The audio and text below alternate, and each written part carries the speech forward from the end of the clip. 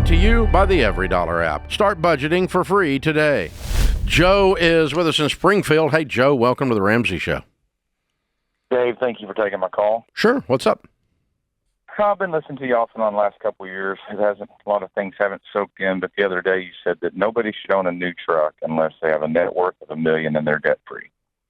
Mm-hmm. Well, I bought a new one earlier this year, and so my question, number one, is should I sell that truck and downgrade, get something a little bit more economical so that I can pay it off? How much do you owe on it? 43. No, 42 and some change, so 43. What's your household income? 220, 210. And you don't have any money? No, I have about 40 in the bank right now. Mm-hmm. How long you been making that kind of money? Oh, years. You're making good money. Why do you not have any? Well, my wife kind of lives YOLO. I kind of live like, hey, we might live to be 500. And it's been 15 years of just kind of, we've sat down and we've put budgets together, and it doesn't stick on one end and it does on one. And I've just kind of learned to compromise to keep the marriage happy. And but the marriage isn't happy, man. I can hear it on you. It's frustrating. I mean, I love her to death. Wouldn't trade her for nothing, but it's frustrating. Well, you know, when you have a divided house. You know, like I hate Christmas. I hate it. You know, we spend $4,000 every year in Christmas, and it's to people and friends, and every year we argue about it, and it just gets me where I just hate Christmas, you know, because I know we're just going to blow a bunch of money, and we shouldn't, and we don't have to. And, yeah, you know, you move on. You know, you can either dwell on it or you can just move on. And then you borrowed $40,000 on a truck. Yeah. Yes, well, I'm a sales guy, so I have to have a truck that's less than 3 years old and so many miles. I get paid $850 a month for my truck allowance, and whether you have a car payment or not. That's right. Yeah. And that's where I would rather tuck the $850 and throw it on the house. We're in a great situation on the house. House is worth about six and a quarter. We're down to about $270 on it. Okay. Joe, the truck needs to be paid off or it needs to be sold, but it's 10% of your problem. Okay. The problem that's screaming at me in this conversation is you make way too much money to be this broke. I agree. And you guys have really got to sit down and address that. You're just as a quarter. No, you haven't. Because it's not fixed. What do you do? Well, I think if you and your wife can't sit down and dream about a future that you're willing to control yourselves for, because you're not controlling yourselves.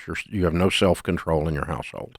And if the two of you can't find a house, a dream in high definition that the two of you can agree to that is worth working towards together and worth not spending everything we make to cause it to happen, then you do need to sit down with a marriage counselor if that's the case. Often high-performing, high-earning folks sit down and have this conversation as a math problem. Honey, we make this much money, we got to make a budget. You know, I have one. I have an Excel sheet. I can show you. I know you do. It's not good. It's useless. Here's what I'm telling you. There's a different conversation when you sit down with your wife and you hold her hands and you say, honey, I can't breathe. I'm so scared. We make way too much money. I'm working so hard. And I feel like you and I are pulling further and further and further apart. And I love you too much to be frustrated at you all the time because I know that's hard to live with.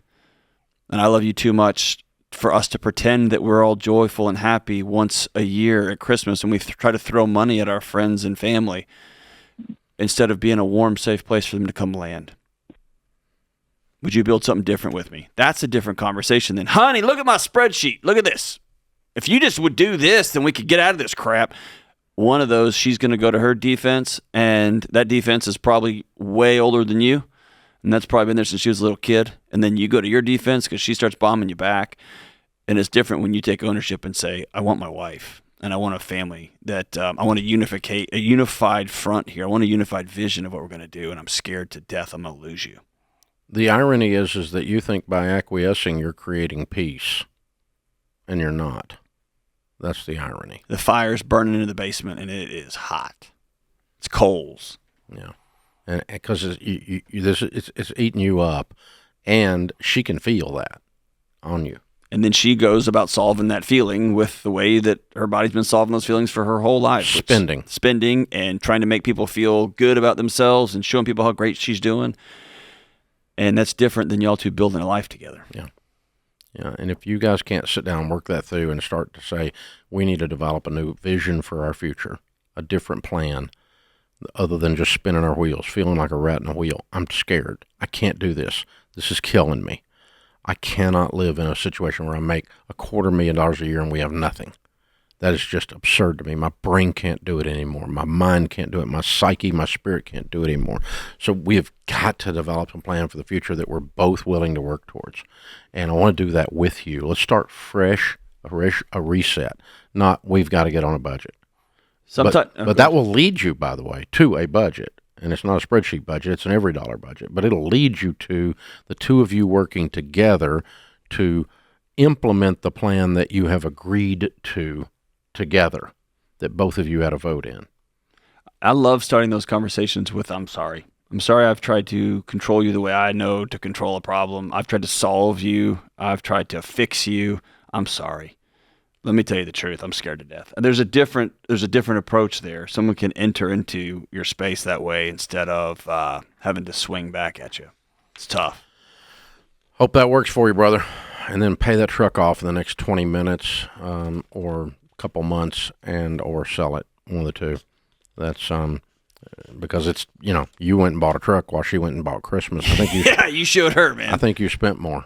So, there you go. And the $850 is coming in whether you have a truck payment or not, so that doesn't justify it.